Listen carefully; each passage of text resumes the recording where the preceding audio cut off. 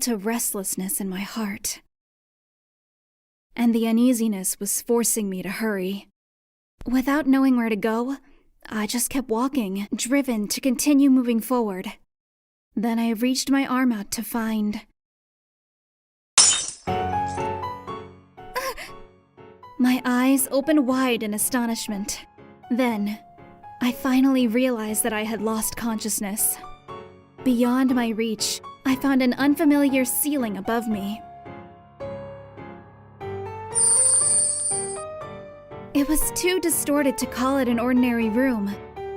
I had never seen such a weird place before. Where am I? There was irritation behind the words my voice managed to spit out. And it wasn't because I was lying down on a cold, hard floor.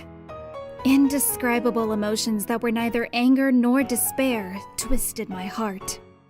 I couldn't figure out what was wrong with me. I feel dizzy. No, it's more like pain. Having taken a deep breath to chase away these sickening feelings, I sat up. What a strange cave. There was a clock embedded in the twisted wall and cards sprouting out from the slanted floor. It was a mysterious place with no way of telling night or day. What was I doing here again? Wait. Who am I? You're Alice. What?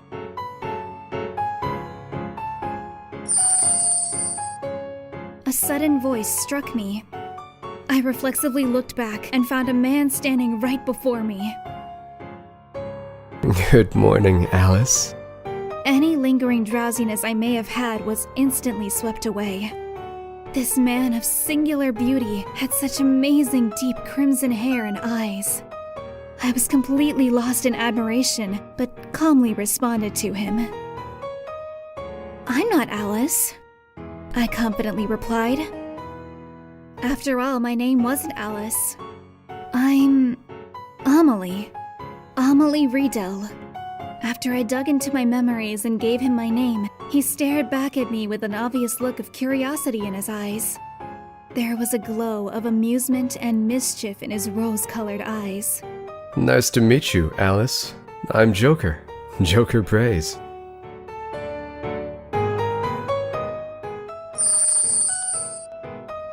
Nice to meet you too, Mr. Braze. I sarcastically greeted this man, who still called me by the wrong name. However, he did not seem to care in the least. His lips were still curled upward from ear to ear. So, Alice, what were you so worried about? You forgot who you were, huh? Indeed. Do you know something? You've been talking like you do. No, nothing important. I just saw you come out from a giant mirror. You've been sleeping here ever since. A giant mirror? I was puzzled for a moment at his words. This giant mirror sounded familiar. Oh yeah, I did go through it. And I chose to do so of my own free will. Not fully convinced, I decided to deal with the situation. Where's the mirror? All I could see were mysterious walls. There was no mirror in sight. I guess it's gone. He took a quick glance and replied to me as if it were of no concern to him. I guess it wasn't his problem. I can recall nothing. All I can remember is my name and the mirror I went through. What are you going to do, Alice? Joker narrowed his eyes and gave me a mischievous smile. In this situation, any other dainty, sensitive girl would have a tear-stained face painted with loneliness and confusion, right? I don't mind comforting you. Is that so? Well, it's the thought that counts. Because I know I'm not that weak. Rather, I couldn't let myself get lost and confused because of this odd predicament. So, Joker, was it? I shall excuse myself here. I need to get going. Where to? You don't remember anything. Yes, that's why I've got to go. If I don't have any memories, I must go searching for my identity, desires, and hopes. I wanted to find me. Alice, you're one tough... I told you, my name is not Alice. You're mixing me up with someone else. I headed toward the light, trying to find myself.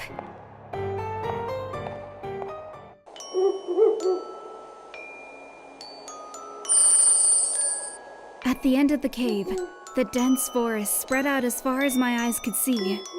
A sign was hanging from the branch of an oddly growing tree, giving me suspicious directions. What's more, the forest was cloaked in a light fog, making it almost impossible to see what was ahead. Something didn't seem right about this place either.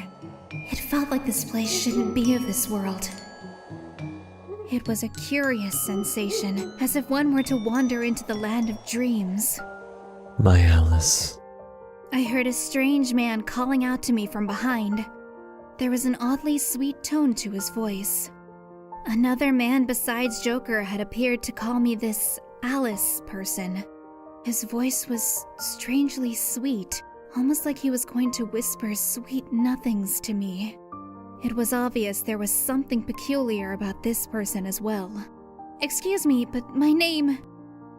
I tried turning around to give him a piece of my mind. But suddenly, the man tightly wrapped his arms around me. My Alice, I've missed you so much. His arms were surprisingly gentle and sweet. It didn't seem like he was planning on doing anything malicious to me. Rather, it felt like he was overflowing with love and care. But...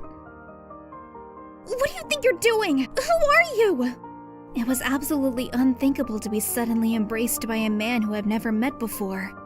Despite my best efforts to free myself, he did not seem to care in the slightest and just continued to speak. My dearest Alice, I'm Kyle.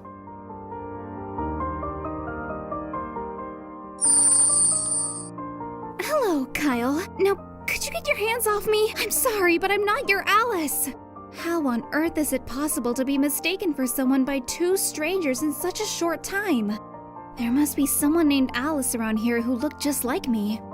Don't worry, I'm not mistaking you for someone else. You are my only Alice. Hearing his gentle, sweet voice so close to my ear, I was starting to feel a little embarrassed. Enough already! Just let me go, Kyle! I struggled to break free. However, his arms did not budge even an inch. Why? Because... I've been waiting for you for so long. And now we're finally together. Can't I at least hug you a little longer? That has nothing to do with me. I don't feel comfortable. So please, let me go! I tried forcing my way out from his arms with all my might. It's hard to believe that a girl as cute as you can be such a tomboy. Said in an amusing tone, his arms loosened slightly as he let out a sigh. I took the opportunity to free myself and turned around to face the stranger. For some reason, the young man had cat ears on his head and wore a strange outfit. But his unique look didn't frighten me at all. You... I let out a deep breath and gave him a cold stare. I wouldn't do that if I were you. Girls will get the wrong impression if you hug them all of a sudden. I'm not this Alice you've been waiting for, but if you don't want her to hate you, then you need to learn how to treat girls. Real funny, my Alice. I'm not your Alice. How many times? I don't feel the need to learn how to treat women. Because I'm not after other women.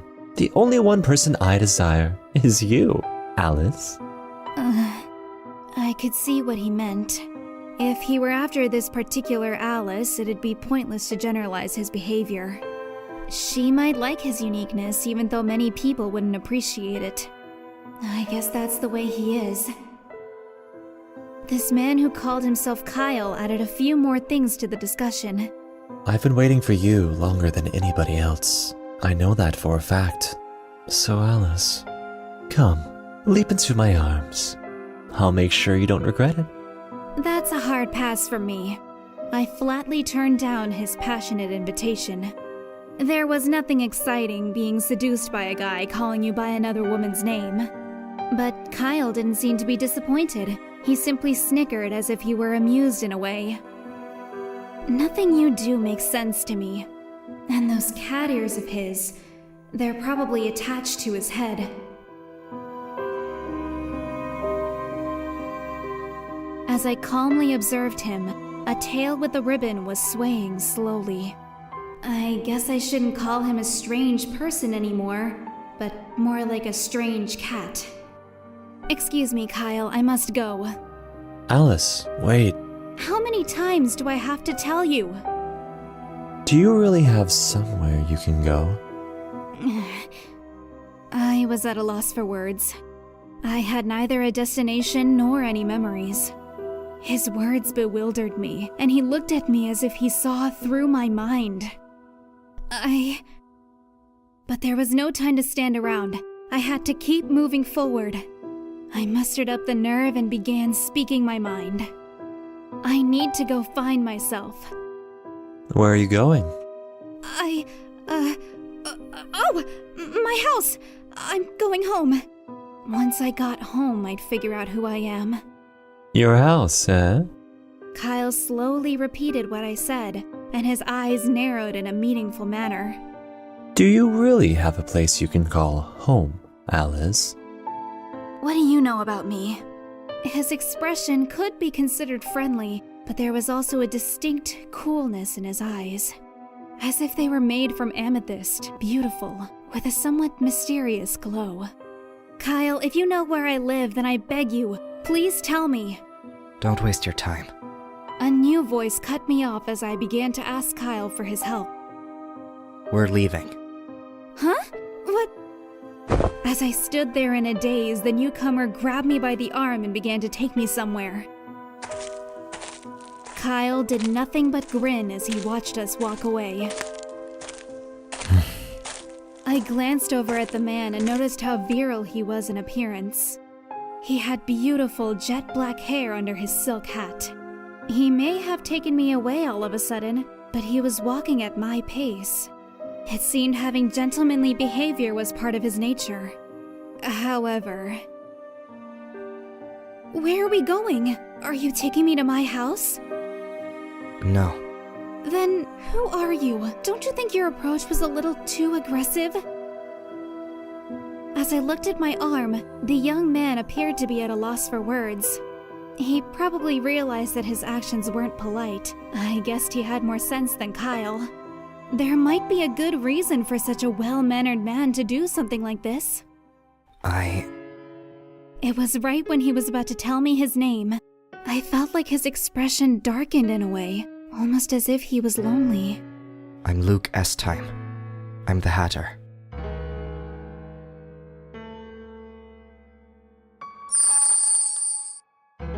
You sell hats? There was something odd about him telling me his occupation right after his name. Do you know me? Perhaps he wasn't much of a talker. After a long walk, we finally made our way out of the mysterious forest.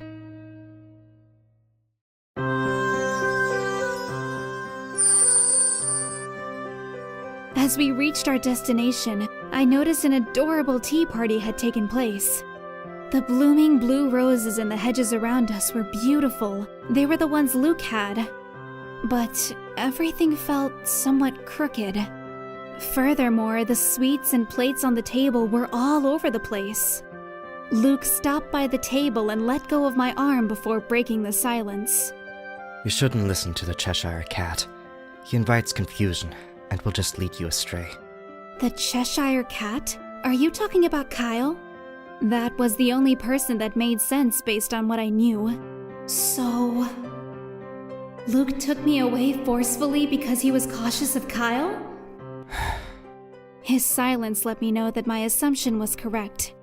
I only remember my name, and the mirror I went through of my own free will. So, Luke, do you know anything? If he wasn't going to talk, then I would. Sighing, I continued to speak. He might lend an ear to what I had to say, even though there was a chance he would remain silent. You know, I woke up in a strange cave. And everyone is calling me Alice here. I don't know who in the world they could be confusing me with. They aren't confusing you with anyone. He suddenly said with certainty, causing my eyes to waver in bewilderment. What do you mean? Everyone is calling you Alice because that's what you decided to be. I couldn't even ask him why. I stood motionless as a mysterious voice whispered in my mind that his words were the undeniable truth. The voice continued. Whose Alice will you become?